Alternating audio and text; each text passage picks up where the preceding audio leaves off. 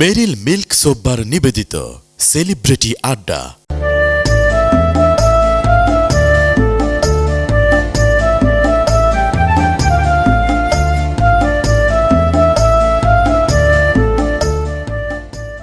প্রিয় দর্শক, ঈদ মোবারক।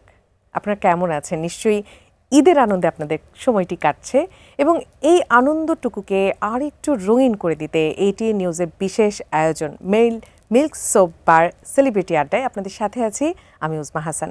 এবং আমার সাথে আজকে বিশেষ অতিথি হিসেবে যিনি যুক্ত আছেন তিনি আর কেউ নন, একজন জনপ্রিয় অভিনেত্রী, মডেল এবং একই সাথে নৃত্যশিল্পী। কে বলুন তো? আনিকা কবির শখ। স্বাগত আপনাকে এবং ঈদ মোবারক। কেমন আছেন? ঈদ মোবারক, আলহামদুলিল্লাহ, ভেরি গুড। ঈদের সময়টা কেমন কাটছে আগে সেটা জানতে চাইবো। তো আমার যেটা হয়, ঈদের সময়টুকু আমি পুরোপুরি ট্রাই করি আমার বাসায় ফ্যামিলি মেম্বারসদেরকে টাইম দেওয়ার। আর এমনিতেও আমি আসলে ফ্যামিলি ওরিয়েন্টেড মেয়ে, তো সো ঈদের সময় দেখা যায় ফ্রেন্ডস অ্যান্ড ফ্যামিলি সবার গ্যাদার হয়, আসা যাওয়া করতে থাকে। সন্ধ্যার পরে আমরা বের হই কোথাও মুভি দেখতে। এখন তো অনেক সুন্দর সুন্দর মুভিজ হচ্ছে। আপনার মেয়েটার সম্পর্কে একটু জানতে চাই। আনাহিতা আলিফ। আলিফ, আচ্ছা, নামটা খুবই সুন্দর। নামটা কে রেখেছে? আনাহিতা নামটা আমার পছন্দ ছিল, আর আলিফ নামটা হচ্ছে আমার আম্মু পিক করেছে। একটু ডিফারেন্ট। ও হবার পরে, মানে একজন মা হবার পর আপনার ঈদটা কেমন কাটছে? মা হওয়ার পর ঈদটা পুরোপুরি আলাদা। এখন আমার পুরো অ্যাকচুয়ালি ঈদ না, আমার পুরো লাইফটাই আলাদা হয়ে গিয়েছে। পুরোপুরি আলিফ কেন্দ্রিক হয়ে গিয়েছে। আগে যেমন ঈদ মানেই হচ্ছে পুরো নিজেকে নিয়ে বিজি থাকতাম, যে নিজের জন্য শপিং করব, ফ্যামিলি মেম্বার্সের জন্য শপিং করব, নিজেকে প্রিপেয়ার করব। এখন যেটা হয়, আলিফের জন্য শপিং করব, আলিফকে রেডি করব। ঈদের আগের রাতটা যে আমরা ছোটবেলায় কাটাতাম, চাঁদ রাতের বিষয়টা, আসলে ঈদ যদি আসে আমাদের কাছে মনে হতো যে ঈদের পরের দিনের আগের দিনের এক্সাইটমেন্টটা কিন্তু একটু বেশি থাকতো। সেই রাতের কথাটা একটু যদি আপনি আমাদেরকে বলতেন। চাঁদ রাতের এক্সাইটমেন্ট ছোটবেলাটা অনেক বেশি ছিল। ছোটবেলায় ওই যে আমি বললাম যে আমি জয়েন্ট ফ্যামিলিতে বড় হয়েছি, তো সব কাজিনরা মিলে যখন থেকে ইফতার করার পর যে অ্যানাউন্সমেন্টটা করতো, বিশেষ করে যে না একটা সব মসজিদে একটা অ্যানাউন্সমেন্ট হতো না, যে ঈদ মুবারক, ঈদ মুবারক। জাস্ট আমরা লিটারেলি সবাই মিলে ওয়েট করতাম যে কখন বলবে। অ্যান্ড এটা বলার সাথে সাথে আমাদের সেলিব্রেশন শুরু হয়ে যেত। লাইক আমরা এর আগে থেকেই চাঁদ রাতের জন্য একটা প্রিপারেশন নিয়ে রাখতাম, বাবাকে বলে মামাকে বলে যে আমাদেরকে কিন্তু তারাবাতি এনে দিতে হবে, আমরা তারাবাতি ধরাবো, মেয়েদের যে হাতে মেহেদি পরবো। হ্যাঁ, সো ছোটবেলায় মাঝখানে একটা ট্রেন্ড ছিল যে গ্লিটার মেহেদিও দিত সবাই। সো ওই জিনিসটাও আমরা মেহেদির সাইড দিয়ে সুন্দর করে আবার গ্লিটার মেহেদি আমরা ডিজাইন করতাম, এরকম একটা ব্যাপার ছিল। একটা বিষয় ছিল যে আমরা কাউকে ড্রেস দেখাবো না, এখন কি সেটা আছে আর কি? সেটা কিন্তু এখন আর নেই, একদমই নেই। এখন যেটা হয়, অনেক বেশি চাঁদ রাত ভাবে সেলিব্রেট করা হয় না, বাট মা হওয়ার পরে যে প্রিপারেশন, সেটা আমি বলবো যে আমি আসলে রাতের বেলা আমার মেয়ের হাতে একদম, ও যখন ঘুমিয়ে যায় তখন ওর হাতে আমি মেহেদি দিয়ে দিই। আচ্ছা, ঈদের জন্য নিজেরও মেহেদি দেওয়া হয়।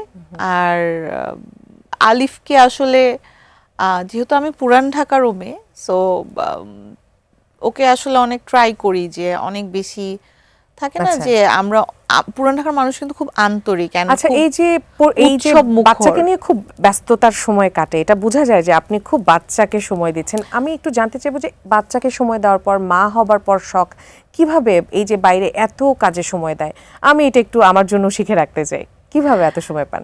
এটা আসলে সময় ম্যানেজ হয়েই যায়। আমি এর আগেও বলেছি আমি অনেক ফ্যামিলি ওরিয়েন্টেড। নট অনলি আমার বেবি, আমি আসলে আমার পরিবারকে সময় দিতেই অনেক পছন্দ করি। আমি ছোটবেলা থেকেই খুবই মনে থাকে না যে সবাই জানে মিডিয়াতে যারা আমাকে দেখেছে যে আমার সাথে সবসময় কেউ না কেউ ছিল, আমার বাবা অথবা আমার মা।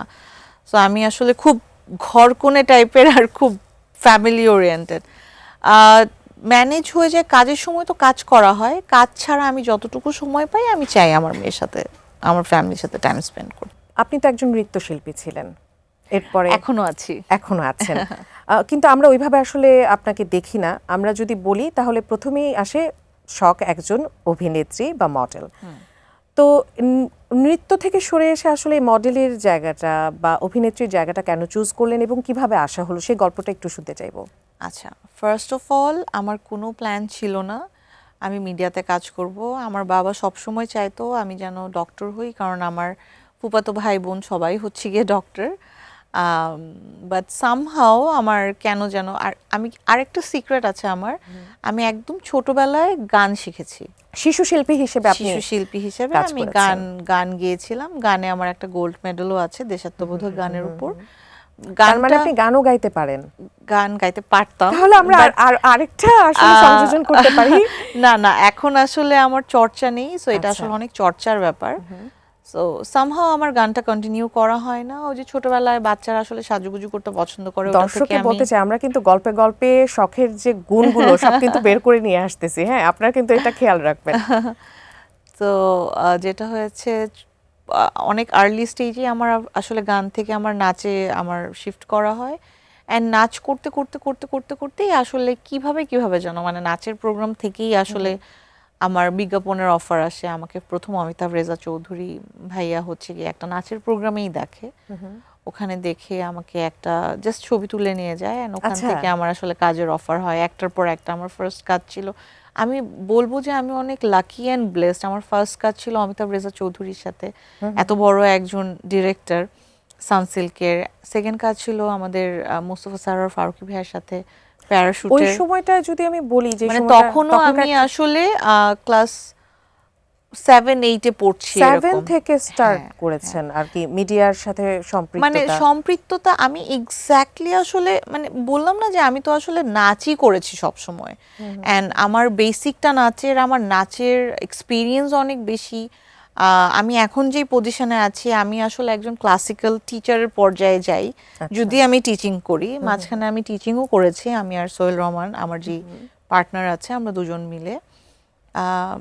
সো ওখান থেকে আসলে প্রচারেই তো প্রসার বলে না, নাচের প্রোগ্রামগুলো তো খুব কম হয়। বাট তুমি যদি বলো যে ইন্টারন্যাশনালি আমাদের যখন ডান্সের ফেস্টিভ্যালগুলো হয় শিল্পকলা থেকে, শিশু একাডেমি থেকে, সো তখন কিন্তু আমরা ডান্সের ফেস্টিভ্যালে অনেক বড় বড় জায়গায় কিন্তু আমরা ডান্সকে রিপ্রেজেন্ট করে এসেছি। যেমন একটা ফেস্টিভ্যাল ছিল চায়নাতে, সেটা 147টা দেশের মধ্যে কম্পিটিশন ছিল নাচের, সেটাতে কিন্তু বাংলাদেশ ফার্স্ট হয়ে এসছে, মানে সেটাতে আমিও ছিলাম আর কি। আচ্ছা, সো আমাকে যে বললে মাত্র যে দেখা যায় না, ইটস নট দ্যাট, মানে সবাই মানে জানে অন্য আমি জায়গাতে বেশি বেসিক্যালি ছাপিয়ে গেছে মানে এই জায়গা থেকে। না না না, দুইটাই আছে। মানে হয়তো এখন টিভি চ্যানেলস গুলোতে নাচের প্রোগ্রাম অনেক কম হচ্ছে, দ্যাটস ওয়াই এই জন্য। নাচটাকে একটু কম দেখা যাচ্ছে। আর এই নাচ নিয়ে ভবিষ্যতে কোনো প্ল্যান আছে কিনা? কারণ নাচের সাথে যেহেতু একদম প্রাথমিকটাই শুরু হয়েছে নাচ দিয়ে, ভবিষ্যতে কি কোনো প্ল্যান আছে কিনা এই নাচ নিয়ে? এখনো কোনো প্ল্যান নেই, বাট নাচটা আমার খুব পছন্দের একটা জায়গা, কারণ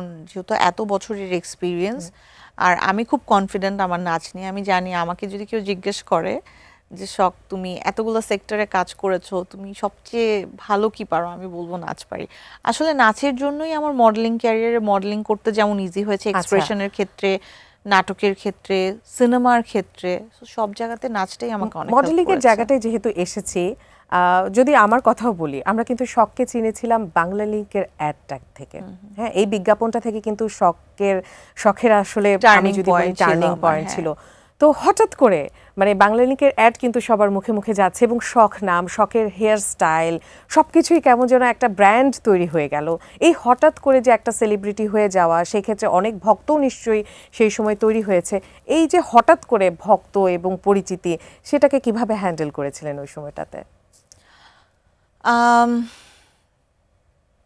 আমাদের সময়টা আসলে একটু ডিফারেন্ট ছিল ওই টাইমটা, এখন একটু ডিফারেন্ট। এখন যেমন খুব সোশ্যাল মিডিয়ার ট্রেন্ড চলছে, ওই সময় আমরা খুব কাছ থেকে লাইক ফেস টু ফেস অনেক অডিয়েন্সকে কানেক্ট করতে পেরেছি। বাট আমি যে বাংলা লিংকের পর আসলে সেলিব্রিটি হয়েছি বা আমি যে পপুলার, ওই জিনিসটা না আমার মধ্যে কখনোই কাজ করেনি। মানে টিল নাও আমি কিন্তু খুবই সিম্পল এন্ড বিলবোর্ডে নরমাল। কিন্তু আমরা যখনই যেতাম এটা কিন্তু দেখা যেত, দেখতাম, দেখতে তাই না? ভালো লাগতো, দেখতে খুব নিজের কাছেই ভালো লাগতো যে খুব সুন্দর সুন্দর বিলবোর্ডস, পোস্টার্স, অ্যান্ড সবাই খুব অ্যাপ্রিশিয়েট করছে, টিচার্সরা থেকে শুরু করে। ভক্তরা জ্বালাতো না? নাম্বার কোনোভাবে না, নাম্বার কালেক্ট করে, তখন কি এটা ছিল না যে এটা- নাম্বার, হ্যালো শখ, আমি তোর সাথে কথা বলতে চাই, আমি তোকে দেখেছি? না, এরকম কখনো হয়নি। বাট হ্যাঁ, মানে প্রোগ্রামে বা শুটিং যখন আমরা করতাম তখন আসলে যখন অনেক লোকজন থাকতো তখন আসলে একটু কাছে এসে দেখার, তখন আসলে ছবি তোলার ওরকম ট্রেন্ডও ছিল না, কাছে এসে দেখার, একটু অটোগ্রাফ নেওয়ার, একটু কথা বলার, এই জিনিসগুলো ছিল আর কি। যে হঠাৎ করে পাওয়া একটা জনপ্রিয়তা কিন্তু অনেক সময় একটু কঠিন হয়ে যায় সামলানো, এই সময়টাতে কিন্তু ভুল হওয়ার প্রবণতাটাও থাকে। তো আপনার কি মনে পড়ে ওই সময়টাতে আপনি কোনো কাজের ক্ষেত্রে বা কোনো ডিসিশন নেওয়ার ক্ষেত্রে কোনো ভুল করেছিলেন যেটা নিয়ে এখন রিগ্রেট ফিল হয় যে না আমার এটা করা উচিত ছিল না বা ফার্স্ট কিছু? অফ অল আমার কোনো কিছু নিয়ে আমি রিগ্রেট ফিল করি না, কারণ আমার কাছে মনে হয় যদি কোনো ভুল হয়েও থাকে সেটা পার্সোনাল হোক প্রফেশনাল হোক, ওই জিনিসটা আমার দরকার ছিল, যেটা আমাকে সামনে হয়তো কোনো কিছু শিখতে হেল্প খুব করবে। ভালো উত্তর। আমি সবসময় এই জিনিসটা মেনটেন করি। থাকে না যে মানুষ ফেলিয়ার থেকে হেরে যায়, বাট আমি আসলে ফেলিয়ার থেকে নতুন কিছু শিখি, আমি নিজেকে আরো সুন্দরভাবে তৈরি করি যেন ভালো কিছু করা যায়। আর ভুল ডিসিশন কোনো কিছু এরকম আমি ফেস করিনি আমি বলবো, কারণ আমি তো অনেক ছোট থেকে কাজ শুরু করেছি, আমার সব ডিসিশনসগুলোই আসলে আমার পেরেন্টস নিত আর কি কাজের ক্ষেত্রে। সো ওই ক্ষেত্রে আমার মনে হয় না আমার ভুল কোনো কিছু। আচ্ছা, আপনার তো ম্যাক্সিমাম কাজগুলোই জনপ্রিয় ছিল, হ্যাঁ, তো এরকম কোনো কাজ কি এসেছে যে যেটা ফিরিয়ে দিয়েছিলেন বা এখন আপনার মনে হয় যে না এটা না ফিরিয়ে দিলে হয়তো বা আমি আরেকটু জনপ্রিয় হতে পারতাম? না, একদমই না।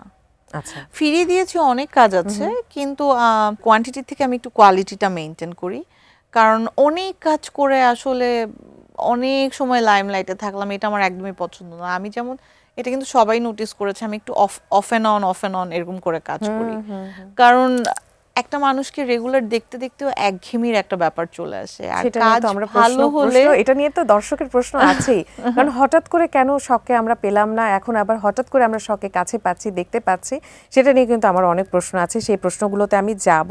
তবে একটু আরো জানতে চাই, মডেলিং এ তো অনেক সহ অভিনেতাদের সাথে আপনার কাজ করার সুযোগ পেয়েছেন, আপনি ভালো ভালো অভিনেতাদের সাথেই কিন্তু আপনি কাজ করেছেন। সেই ক্ষেত্রে এমন কোন অভিনেতা আছে যার সাথে কাজ করে আপনি কমফোর্টেবল ফিল করেছেন, ভালো লেগেছে, এবং তার কিছু গুণাবলী আমাদের সাথেও শেয়ার করবেন? আমি আসলে ডিরেক্টরস আর্টিস্ট হওয়ার কারণে আমি আসলে সবার সাথে কাজ করেছি। আমি কিন্তু সব ভালো ভালো আর্টিস্টদের সাথে কাজ করেছি। যেমন আমার আমি যখন প্রথম নাটক করি, যখন ইটস অ্যারাউন্ড 2003 আই গেস, তখন আমি শিশু শিল্পী। আমার একদম কেন্দ্রীয় চরিত্রে একটা নাটকে কাজ করা হয়, তখন আমার কো আর্টিস্ট ছিল রাইসুল ইসলাম আসাদ আঙ্কেল।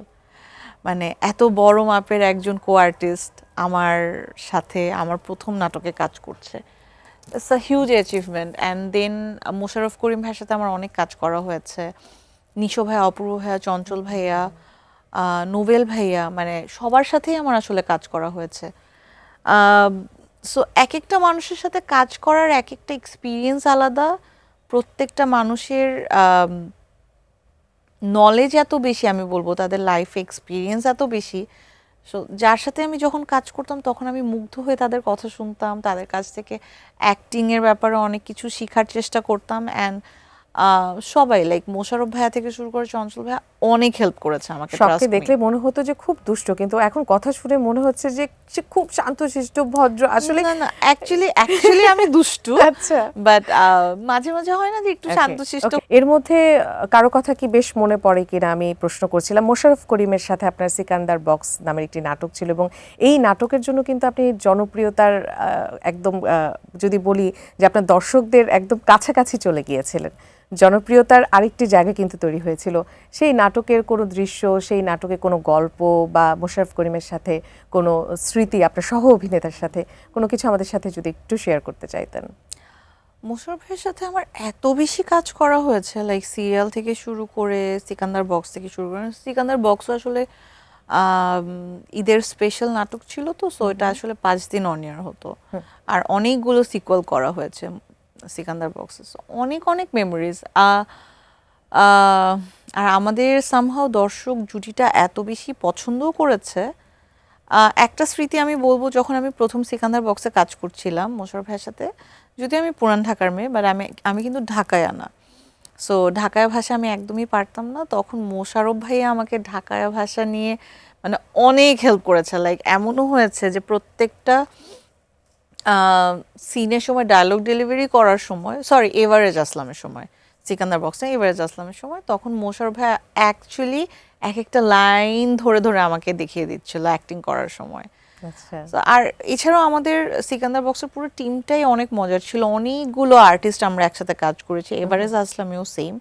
সো আমরা না এত ফ্যামিলি একটা বন্ড ছিল আমাদের মধ্যে যে আমরা প্রত্যেকবার শুটিং শেষ হয়ে যাওয়ার পর যখন আমাদের লাস্টে থাকতো শুটিং প্যাক আপ হয়ে যাবে, আমরা সবাই কান্না করে দিতাম যে না কেন আর শুটিং হবে না। অ্যান্ড বিদায় দেওয়ার সময় তখন আসলেই আমরা সবাই কান্না করতাম। অ্যান্ড আমাদের খুব সুন্দর একটা প্ল্যান থাকতো, যেহেতু ঈদে নাটকটা অন ইয়ার হতো, সো আমরা ডিরেক্টরস থেকে শুরু করে আমাদের পুরো টিম, টোটাল আর্টিস্ট, ইভেন আমাদের ক্রুজ সহ আমরা সবাই একসাথে বসে আমরা নাটকটা দেখতাম। বাহ।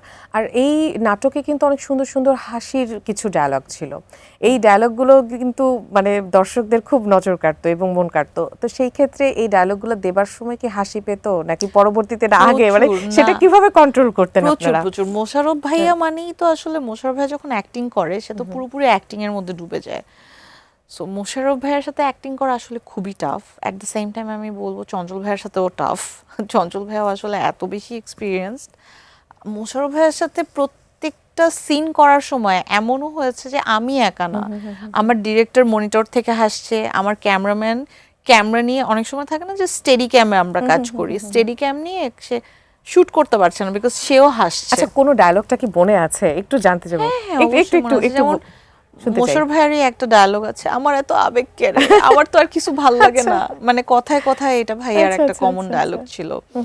তারপর আরেকটা ডায়লগ ছিল ওই ফইন্নি, মানে সব কথার মধ্যে হচ্ছে ওই ফইন্নি তুই আমার কথা বুঝবার লাগছিস না কিলা, ডাকবার লাগছি হুনবার লাগছিস না কিলা, এরকম কিছু কথা, কিছু ডায়লগ ছিল যেগুলো ছোট ছোট অনেক বেশি মানে ফেমাস আর কি। আচ্ছা আচ্ছা, নাটক তো অনেক করা হয়েছে, এমন কোনো নাটক আছে যেটা করে আপনি স্বাচ্ছন্দ্য বোধ করেছিলেন, আপনার সারা জীবন মনে থাকবে যে এই নাটকটা আমার জীবনে একদম বেস্ট ছিল, মানে অল ওভার সবকিছু মিলিয়ে?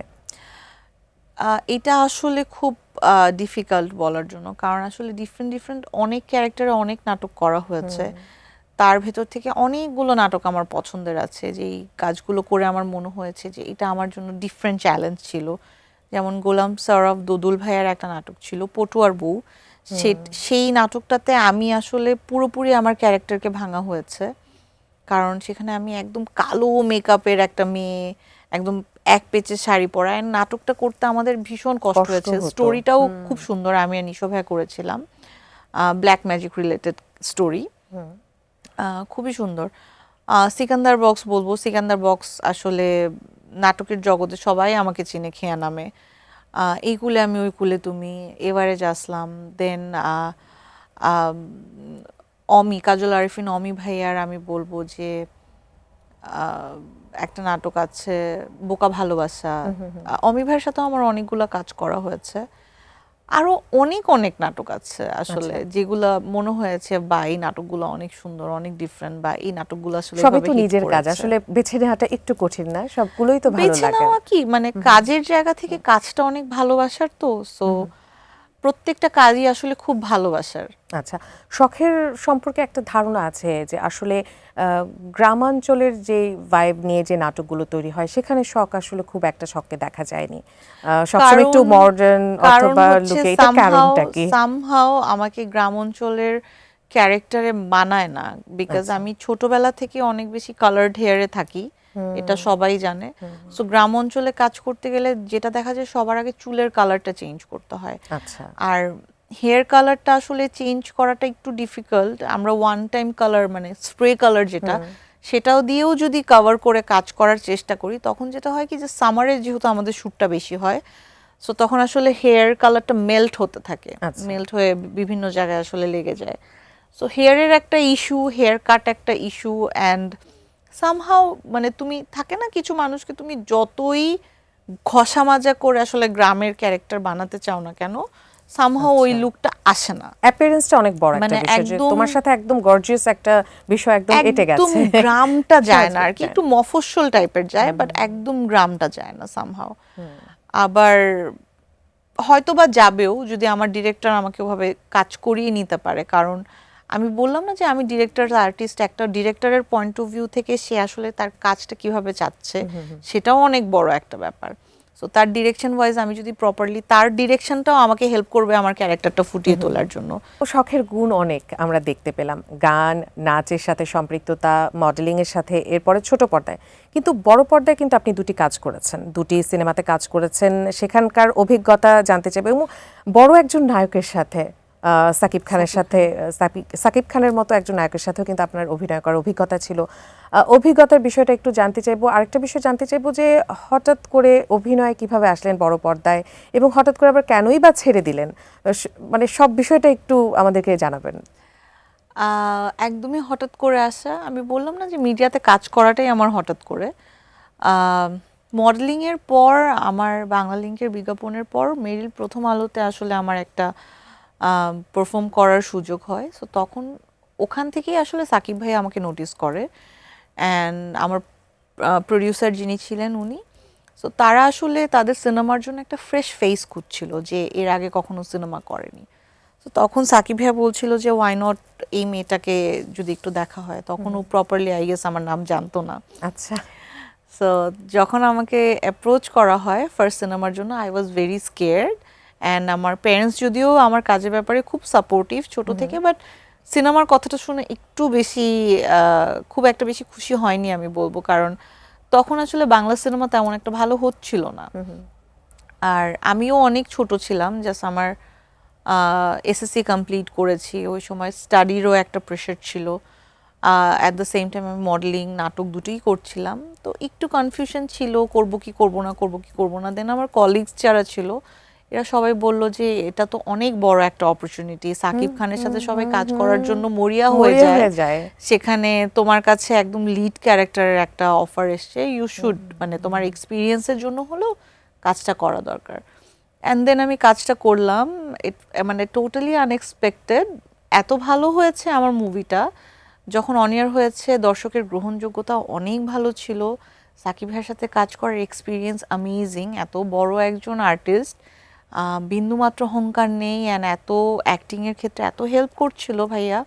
আর থাকে না যে ফ্রি হয়ে যাওয়ার ব্যাপারটাও, মানে আমি অনেক কাজ করলো বা নাচে, গান হিট হয়েছিল সেই মুভিতে, গানটা কি মনে আছে? বলো না তুমি আমার টাইটেল ট্যাগ, যেটা হ্যাঁ তোমার চোখে দেখি আমার এই পৃথিবী, সাবিনা ম্যামের একটা গান। আচ্ছা।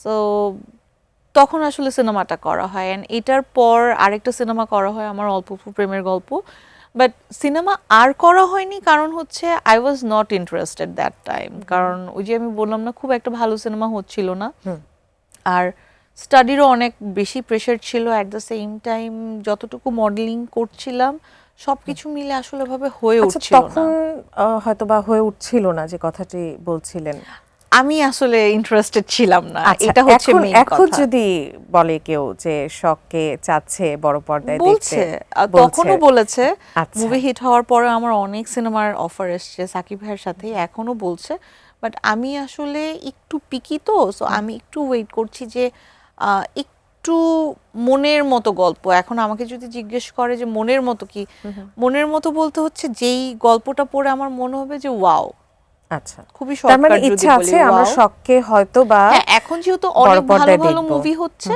এখন আমি মুভি করব যদি আমার পছন্দ মতো ওরকম কোন ডিরেক্টর, আমাদের অবশ্যই ভালো দর্শক ডিরেক্টর হতে ডিরেক্টররা হবে। নিশ্চয়ই এই কথাটা পিক করবেন এবং তারা শুনতে পাচ্ছেন, এবং শখকে আমরা আবারও কিন্তু বড় পর্দায় দেখার আশাও রাখি, ইনশাআল্লাহ আমরা দেখতে পাবো। এত জনপ্রিয়তা ছিল, তাই না?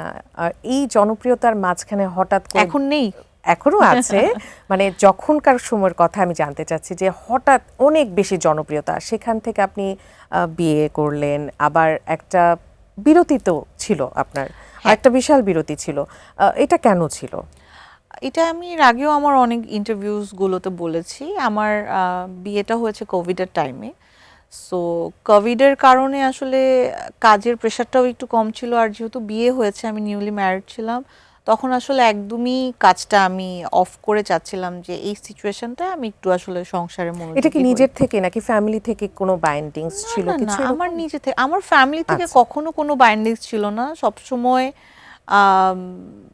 বাইন্ডিংস থাকতো তখনই যদি আমি খারাপ কিছু করতাম আর কি, তো কখনো বাইন্ডিংস ছিল না। আমার মনে তার হয়েছে মানে যে ভাইয়া বা ফ্যামিলি সবাই বেশ সাপোর্টিভ, আমি বলতে পারবো। ডিপেন্ড করে আমার উপরে আসলে আচ্ছা। সবকিছু। আর যেহেতু আমি চেয়েছিলাম অ্যান্ড দেন আসলে এর পরপরই আমি প্রেগনেন্ট হয়ে যাই, সো প্রেগনেন্সি টাইমে তো ডেফিনেটলি কাজ করাটা পসিবল না, সো তখন আসলে প্রেগনেন্সির সময় আমি একটা ব্রেক নিয়েছিলাম। অ্যান্ড আমার বেবি ডেলিভারি হওয়ার পরেও বেবিকে ব্রডেন মানে একটু বড় করার জন্য আমার যতটুকু টাইম নিতে হয়েছে নিজেকে ফিট করার জন্য ততটুকু আমি টাইম নিয়েছি। এই যে বিরতির সময় অনেকেই কিন্তু সেলিব্রিটিরা যখন স্ক্রিন থেকে সরে যায় তাদেরকে ভুলে যায়, কিন্তু ওই সময়টাতে আপনার কেউ খোঁজ খবর নিয়েছিল কিনা, আর আপনি যখন বিপদে থাকেন তখন আসলে এরকম কেউ আছে কিনা যে এগিয়ে আসে বা তার শরণাপন্ন হন, এরকম কোনো ব্যক্তি বা কাছের ব্যক্তি আপনার আছে কিনা? আহ, এটা কি মিডিয়া রিলেটেড কেউ নাকি আমার পার্সোনাল আপনার পার্সোনাল বা মিডিয়া রিলেটেড মানে আপনার সবচেয়ে কাছের আপনার কাছে মনে হচ্ছে? যে মিডিয়াটাও আমরা জানতে চাইবো, কারণ ওই যে বললাম স্ক্রিন থেকে সরে গেলে তো আর কেউ খবর রাখে না, তো সেই সময় না এটা আসলে খবর ভুল, রেখেছে এটা কিনা? আসলে আমরা আমি যখন ব্রেকে ছিলাম তখন হ্যাঁ আমার অনেক কলিগসরা আমার খবর নিয়েছে, যেমন সজল ভাইয়ের সাথে আমার কথা হতো। সজল ভাইয়ের সাথে আমার খুব ভালো আন্ডারস্ট্যান্ডিং, সজল ভাই আমার খবর নিয়েছে। আহ, জাকিউল ইসলাম রিপন আমাদের একজন ডিরেক্টর, উনি আমার সাথে কথা বলতো, খোঁজ খবর নিয়েছে। মিলন ভট্টাচার্য আমাদের আরেকজন ডিরেক্টর প্লাস আমার ফ্রেন্ড, ও আমার টুকটাক আমার আমার খুব বেশি ফ্রেন্ড নেই, লাইক আমার দুটো ফ্রেন্ড আছে, আমার দুটো ফ্রেন্ডই আমার সাথে, ওরা মিডিয়ার বাইরের, আচ্ছা, ওদের সাথে আমার কথা হয়েছে, যোগাযোগ করেছে। আর যদি আমি বলি যে বিপদে কেউ এগিয়ে আসে কিনা, এটা একটু শুনতে তিতা লাগলেও এটা সত্যি যে মিডিয়ার আসলে কেউ আপন না, মানে আমরা সবাই কাজ করি একই সেক্টরে, যতই আপন বলি না কেন, বাট এন্ড অফ দ্য ডেতে আসলে কেউ কারো আপন না। সো কঠিন সত্যটা কিন্তু আজকে হ্যাঁ, ইটস ট্রু, এন্ড সবাই অনেক ফেক, আমরা সামনাসামনি খুবই মাই অভিনয় ডিয়ার করতে এই করতে কি টাইপের। মানুষ অভিনয়ের ভেতরেই ঢুকে যায় নাকি? আর না, অভিনয় এরকম? কেন ঢুকে আমি জানি না, বাট আমার এই জিনিসটা নেই, আমি আবার খুব স্ট্রেট টকার, মানে এই জন্য অনেকে আমাকে পছন্দও করে না। লাইক আমি হয়তো তোমার ভালোটা তোমার কাছে বলবো যতটুকু বেশি, তার থেকে বেশি তোমার নেগেটিভটা আমি তোমাকে ধরিয়ে দিব, বাট তোমার মানে পিছনে যে কোনো ব্যাক বাইট করবো না। আচ্ছা, মানে তোমার খারাপ কিছু হলে তোমাকে সামনে বলবো, বাট তোমার পিছনে বলবো না। ওটিটি প্ল্যাটফর্মে তো কাজ করা হয়েছে, তো এখানে অনেক ডার্ক গল্প আছে। আমি যদি বলি অভিনয়, নাটক এবং ওটিটি প্ল্যাটফর্মের মধ্যে আসলে ডিফারেন্সিয়েশনটা আপনি কিভাবে করবেন এবং কোনটাতে আপনি বেশি স্বাচ্ছন্দ্য বোধ করছেন কাজ করে? কাজের জায়গা থেকে সব কাজের জায়গায় আমার পছন্দ, আমাকে যদি পিক করতে বলা হয় এটা আমি পিক করতে পারবো না। ওটিটিতে কাজ করা হয়েছে, আমার ত্রিভুজ নামের একটা ওয়েব ফিল্ম করা হয়েছে। আমার মনে হয় ওটিটিতে কাজ করার ট্র্যাকটা একটু আলাদা, মানে ওখানে অভিনয় করার সময়টা সুযোগটা একটু বেশি, কারণ একটু আচ্ছা। লম্বা সময়ের জন্য হয়তো, এটাই, তেমন কোনো ডিফারেন্স নেই। বাট আমাকে পিক করতে বললে আমি পিক করতে পারবো না আসলে, কারণ কাজের জায়গা প্রত্যেকটা জায়গায় আমার কাছে খুব প্রেশাস, খুব ভালোবাসার। আচ্ছা, ডিজিটাল প্ল্যাটফর্মে কি কখনো খুব ট্রলের শিকার হয়েছেন? এরকম কিছু কি হয়েছে আপনার সাথে, বা সেটাকে আপনি কিভাবে ওভারকাম করেছেন? আমি আসলে ওইভাবে ডিজিটাল প্ল্যাটফর্মে আমি অ্যাক্টিভ না, আর আমার এখনো পর্যন্ত মনে হয় না ট্রলের শিকার হয়েছে, কারণ আমি আসলে যে বলছিলাম না যে আমি ভাইরাল ব্যাপারটা, এই জিনিসটা পছন্দ করি না। কারণ ভাইরাল আসলে কারা হয়, যাকে কেউ চেনে না, সে আসলে ভাইরাল হওয়ার জন্য বিভিন্ন উদ্ভট কাজ করে, বাট আমাকে তো মানুষ চেনে, অ্যান্ড আমি আসলে আমাকে মানুষ ফলোও করে, সো আমার কাছে মনে হয় যে আমাকে দিয়ে যতটুকু ভালো মেসেজ মানুষ পেতে পারে, সো ভালোটুকুই আমি দেই না। আচ্ছা, এই যে ভাইরালের যুগে শিল্পীদের মধ্যে সৃজনশীলতার যে বিষয়টা থাকে সেটা কি কমে যাচ্ছে বলে কি আপনার মনে হচ্ছে কিনা? কারণ সবাই তো ভাইরাল হতে চায়, সেখানে কাজের মূল্যায়নটা কি হচ্ছে আসলে? আহ, সত্যিকারের আর্টিস্ট কখনো ভাইরাল হতে চাবে না, আমার মনে হয় না মোশাররফ করিম ভাইয়া ভাইরাল হতে চায়, আমার মনে হয় না চঞ্চল ভাইয়া ভাইরাল হতে চায়। ভাইরাল তারাই হতে চায় যাদেরকে কেউ চেনে না। আর এই ভাইরালের ট্রেন্ডটা আসলে একদমই থাকে না যে এক একটা ট্রেন্ড আসে চলে যায়, সময়ের সাথে আসে চলে যায়, এটা ছিল অলরেডি, কমেও যাচ্ছে, অ্যান্ড যারা এইভাবে ভাইরাল হয় তাদেরকে বেশি দিন কেউ মনেও রাখে না। শখকে দেখে যদি কেউ মডেলিং আসতে চায় বা অভিনয় আসতে চায়, এই নতুন বা নিউ কামারদের জন্য আপনার কি উপদেশ থাকবে? কাজের প্রতি ডেডিকেশন, অনেস্ট থাকা আর অবশ্যই সিনিয়রদেরকে রেসপেক্ট করা, টাইম মেনটেন করা, এই চারটা, আর এটা কিছু না। এটা কিন্তু আসলেই খুব মানে একটা খুবই ভালো প্রশ্ন এবং উত্তর আমি পেয়েছি, এবং এটা আসলে আমাদের প্রত্যেকটা সেক্টরে মিডিয়াতে আসলে জানতে হবে, দেখতে হবে, শুনতে হবে এবং সিনিয়রদেরকে সম্মান করে শিখতেও হবে, তাই না? হ্যাঁ, এটা আসলে আমাদের কাজের ক্ষেত্রে না, আমার মনে হয় যে মানে মিডিয়ার বাইরে তুমি যাই করো না কেন, তোমার যদি কাজের প্রতি ডেডিকেশন থাকে, তুমি যদি অনেস্ট থাকো, অবশ্যই টাইম মেনটেন করা ইটস ভেরি ইম্পর্টেন্ট। তুমি টাইম মেনটেন না করতে পারলে তোমার কাজের প্রতি ডেডিকেশনই থাকবে না। অ্যান্ড তুমি যেই সেক্টরেই কাজ করো না কেন, ইভেন তুমি যদি ফ্যামিলিরও একটা দায়িত্ব পালন করো, আমার মনে হয় তোমার বড়দের অবশ্যই অনেক রেসপেক্ট করতে হবে। সো আমরা এখন র্যাপিড ফায়ারে চলে যাচ্ছি। আমার কাছে বেশ কিছু প্রশ্ন আছে, আমি প্রশ্নগুলো করে ফেলছি তাড়াতাড়ি। ওকে, নাটক নাকি ওটিটি, ভবিষ্যৎ কোথায় দেখছেন? ফিউচার তো দেখতে পারি না, নাটক আই গেস। আচ্ছা, শাকিব খান নাকি আরিফিন শুভ, কার সাথে বড় পর্দায় ফিরতে চান? সাকিব খান। ওয়াও। কোটি ভিউয়ারের মানহানি নাটক নাকি 1,00,000 ভিউয়ারের আর্ট ফিল্ম, কোনটা? 1,00,000 ভিউয়ার আর্ট ফিল্ম। গুড। মা হওয়া নাকি সুপারস্টার হওয়া, কোনটা বেশি কঠিন? হওয়া। আমিও একজন মা, বুঝতে মা পারি হওয়া। আসলে। আচ্ছা, শখের প্রিয় রান্না কি হতে পারে, বিরিয়ানি নাকি ঝাল মাংস, কোনটা? মানে আমি কোনটা রান্না করি ভালো? হ্যাঁ হ্যাঁ হ্যাঁ, ঝাল মাংস। ঝাল মাংস। আচ্ছা, সারাদিন মোবাইল ছাড়া থাকা নাকি সারাদিন ডায়েট করা, কোনটা বেছে নেবেন? ও মাই গড, সারাদিন মোবাইল ছাড়া থাকা, আচ্ছা, ডেফিনেটলি। এটা কি এখন সম্ভব এই সময়ে? আমি তো খুবই পছন্দ করি আচ্ছা। সত্যি, মানে আমি সব সময় আর কি একটু মোবাইলের প্রতি আমার অনীহা। আচ্ছা, ঘুম থেকে উঠে প্রথম কাজ কি, মেয়ের মুখ দেখা নাকি ফোন চেক করা, কোনটা? মেয়ের মুখ দেখা, ওয়াও, ডেফিনেটলি। কি সুইট। নিজের অভিনীত কোন নাটকটি ডিলিট করে দিতে চাইবেন? কোনোটা না। খুবই ভালো প্রশ্ন, এটা অবশ্য আমরা আগেও নিয়েছি। নেগেটিভ কমেন্ট পড়লে কি করেন, ডিলিট নাকি ইগনোর? আমি আসলে নেগেটিভ জিনিসটাকে ইগনোর করি, আচ্ছা, চোখের সামনে চলে আসে না মাঝে মধ্যে, তখন কি করা হয়? Ignore, just ignore. Okay. Because I know what I am, so that's why আমি আসলে কেয়ার করি না। যদি একদিনের জন্য অদৃশ্য হতে পারেন, আপনি কোথায় যাবেন? কোথায় যাব? কোথাও যাব না। আমি একদিনের জন্য অদৃশ্য হতে পারলে আমার কিছু ফেভারিট পার্সনদেরকে খুব ডিস্টার্ব করতাম। সেটা কারা কারা, একটু নামটা জানতে মানে পারি? আমার ফেভারিট পার্সন গুলো হচ্ছে, আচ্ছা। আমি অনেক ফ্যামিলি ওরিয়েন্টেড, আমার কাজিনরা। তারা কি মিডিয়াতে নাকি মিডিয়ার বাইরে? না, ডেফিনেটলি আমার ফ্যামিলি পার্সন। আচ্ছা আচ্ছা, মানে খুব- আমার কাছের মানুষ, খুব- আমার কাছের মানুষ সব সময়, মানে আমার ফ্রেন্ডও, আমার কাজিনরা, আমার জাস্ট দুটো ফ্রেন্ড আছে যারা হচ্ছে আমার ফ্যামিলির বাইরে, বাট এখন তো ওরাও আমার ফ্যামিলি, কারণ খুবই হাতে গোনা দুজন ফ্রেন্ড আর কি। শখের কথা কিন্তু বোঝা যায়, সে পরিবারকে খুব বেশি ভালোবাসে, আসলে কথাতেই কিন্তু বোঝা যাচ্ছে। ঈদের সেলামি দেওয়া নাকি নেওয়া, কোনটাতে বেশি আনন্দ? নেওয়া তো আনন্দই, আসলে- বাট দেওয়াতে আনন্দ এখন তো বেশি। আমি তো বলতেই পাই হয়। না আসলে, কারণ দিতেই এখন হয়। তো বলতেই হয় হ্যাঁ। আসলে। শখের কাছে ঈদের সেরা উপহারটা কি? আনন্দ, ভালোবাসা। ঈদের যে আনন্দ, ঈদের যে ফ্যামিলি বা সবার সাথে গ্যাদার করা, নট অনলি ফ্যামিলি, আমি বলবো যে ফ্যামিলির বাইরেও যে গরিব দুঃখী যে মানুষগুলো আছে, সবার মুখে কিন্তু চোখে মুখে একটা অ্যামেজিং আনন্দ থাকে, রাইট?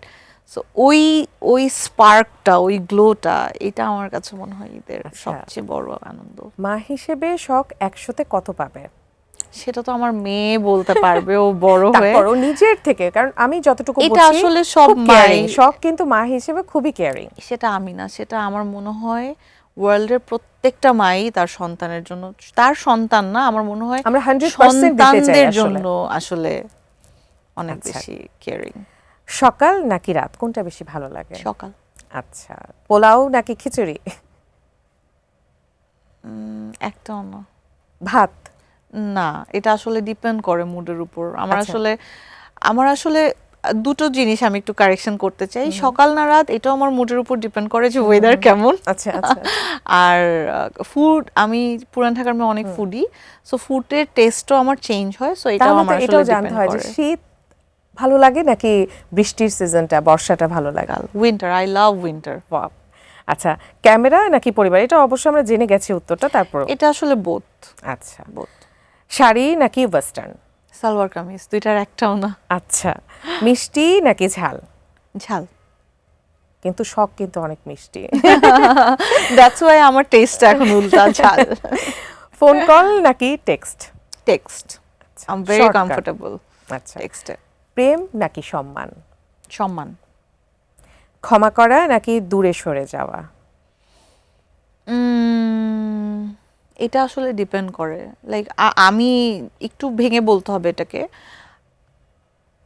কেউ ভুল করলে বা কেউ অন্যায় করলে আমি দূরে সরে যাই, সেটা তো ক্ষমা পরে, আগে দূরে সরে যাই তারপর ক্ষমা করে দিই। যদি সে স্বীকার করে তাহলে ক্ষমা স্বীকার তো আসলে কেউ করে না, যদি কেউ করে ডেফিনেটলি আমি ক্ষমা করে দিয়ে মানে আমি দূরে সরে যাব। এতটাও কঠিন হয়ে না না না, আমি অলওয়েজ এটা কেন, কারণ আমি এটা খুবই বাজেভাবে বিলিভ করি যে যে একবার অন্যায় করতে পারে সে বারবার অন্যায় করবে, সো ইটস বেটার। এই ব্যাপারে কিন্তু শখ কখনোই মিষ্টি না, খুবই ঝাল।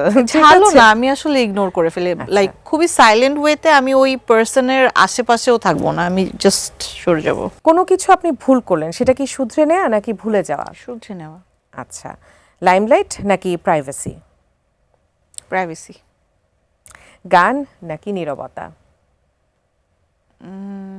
ডিপেন্ড করে আসলে মুডের উপর, মানে সিচুয়েশন থেকে, মানে কি পছন্দ। হ্যাঁ, গান পছন্দ নাকি একেবারে যে মন খারাপ হলে আমরা অনেক সময় হয় না যে গান শুনছি, কেউ একেবারে নীরব হয়ে দরজা আটকে একা সময় স্পেন্ড করতে চায়, কোনটা বেশি ভালো লাগে? যদি মন খারাপের সময় হয় স্পেসিফিকলি তাহলে আমি সাইলেন্ট মেনটেন করি। আচ্ছা, লাইক আমি ঘুরতে যাই আর কি, বের হয়ে যাই, ঘুরি, ট্রাভেল করি। আচ্ছা, এটার দুইটার একটাও না তার মানে। আচ্ছা, ঘুম, কাজ, রান্না নাকি কোথাও ঘুরতে যাওয়া, কোনটা বেশি প্রেফার করেন? ঘুম, কাজ, রান্না, ঘুরতে যাওয়া। ঘুরতে যাওয়া, ঠিক আছে। অনেকগুলো র্যাপিড ফায়ারের মাধ্যমে, অনেকগুলো প্রশ্নের মাধ্যমে আজকে কিন্তু শখের একদম আমরা চেষ্টা আমাকে করেছি, পুরোপুরি এক্সপ্লোর হ্যাঁ, করা হয়ে আমরা গেছে। চেষ্টা করেছি কিন্তু যেটা খেয়াল করলাম, শখ একটু নিজেকে প্রাইভেট রেখে নিজের মধ্যেও কিছুটা রাখতে চায়, তবে আমরা চেষ্টা করেছি শখের ভেতর থেকে যতটুকু জানার, দর্শককে জানাবার, এবং যারা শখকে ভালোবাসেন, যারা খুব পছন্দ করেন, এই ঈদ আনন্দ আড্ডার মাধ্যমে আজকে অনেক কিছু জানবার চেষ্টা করেছি। এবং শখ সবসময়ই কিন্তু দর্শকদের জন্য মিষ্টি, এবং সে কিন্তু আমাদেরকে অনেক ভালো ভালো কিছু উপদেশ দিয়েছে প্রশ্নের মাধ্যমে, আমরা অনেক কিছু আজকে শিখতে পেরেছি, কিন্তু আমি বিশেষ করে শখের কথার মাধ্যমে। শখ যদি তার পছন্দের দর্শকদের উদ্দেশ্যে কিছু বলতেন। First of all thank you so much, আমার তো খুবই ভালো লেগেছে, and thank you so much ATN news for having me here. দর্শকের উদ্দেশ্যে বলবো ঈদ মোবারক সবাইকে, সবাই সুস্থ সুন্দরভাবে ফ্যামিলি নিয়ে, নট অনলি ফ্যামিলি, আমি বলবো যে আমাদের আশেপাশে গরিব দুঃখী যারা আছে সবার সাথে একত্রে মিলেমিশে সুন্দরভাবে ঈদটা সেলিব্রেট করুন, কারণ ঈদ মানে আনন্দ, আর আনন্দ আসলে সবার জন্য, আমরাই ছড়িয়ে দিতে পারি সবার মাঝে। তো আমাদের আসলে আড্ডাটা এখানেই শেষ করতে হচ্ছে, তবে আমার তো শখের সাথে আড্ডাটা আসলে শেষ করতে ইচ্ছা করছে না, তবুও আমাদের যার যার কাজে ফিরতে হচ্ছে, বাড়িতে যেতে হবে, এবং ঈদে কিন্তু ফ্যামিলিকে একটু সময় দিতে হবে। দর্শক, মেরিল মিল্ক সোপ বার নিবেদিত সেলিব্রিটি আড্ডা আমাদের এ পর্যন্তই শেষ করছি। সবাই ভালো থাকবেন, সুস্থ থাকবেন, আল্লাহ হাফেজ, ঈদ মোবারক।